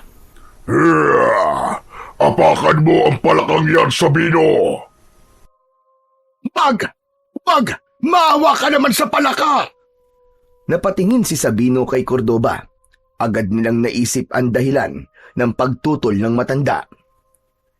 Cordoba, ang palaka. Malamang siya ang apo ng matandang ito. Tama ka, Sabino. Talagang may kakaibang galing ang bata. Bago pa saktan nila ang palaka, ay biglang nagbago ang anyo nito. Naging si Onin at nang makita ni Lolo Pasiano ang pagbabalik tao ng apo, ay agad niyang inihagis ang hawak na tsako at nasalo naman yon ng bata. Gamitin mo yan, Apo! Pagkatapos na masalo ni Onin ang armas na tsako na inihagis ng lolo niya, ay mabilis niyang pinaikot-ikot yun sa ere at buong lakas na inihataw sa halimaw na si Cordoba. Tumama ito sa muka ng aswang. Ikinagulat naman yun ni Sabino, kaya siya man ay nagpalit na rin ng anyo. Naging nakakatakot at mabangis na aswang na rin ito upang tulungan si Cordoba. Hindi mo kami kaya, bata! Nagkabali ka ng binangga! Masasama kayo! Wala kayong ibang gusto kundi ang manggulo at magdala ng kasamaan sa aming baryo! Dahil yun ang misyon namin, gagawin namin balwarte ang baryo nyo. Dapat mamayani ang lahing aswang na sansasakop sa mundo. Nababaliw na kayo mga kampo ng kadiliman! Hindi mangyayari ang mga sinasabi nyo! Mga baliw! Mga demonyo! Gamit ang armas na tsako, ay walang tigil si Onin sa pakikipagpambuno sa dalawang aswang. Matindi ang naging engkwentro nila. Hindi patatalo sina Cordoba at Sabino, subalit hindi naman papayag si Onin na magtagumpay ang kasamaan. Samantala, sa labas ng lumang bodega kung saan naghihintay si Estong, nagulat siya nang makita niya ang nanay ni Onin. Sumunod pala si Aling Adela na ngayon ay bakas sa muka ang labis na pag-aalala. Diyos ko po! Ikaw lang pala! Akala ko kung sino! Andito ka rin pala, Estong! Opo, isinama po ako ni Onin. Nasaan si Onin ngayon? Nasa loob po siya ng lumang bodega na yan. Ililigtas po niya ang kanyang lolo. Kaya lang, hindi pa rin po sila lumalabas eh. Ganun ba? O sige, papasok ako sa loob. Naku, wag na po, Aling Adela. Delikado po dyan. Hindi na nagawa pang pigilan ni Estong si Aling Adela.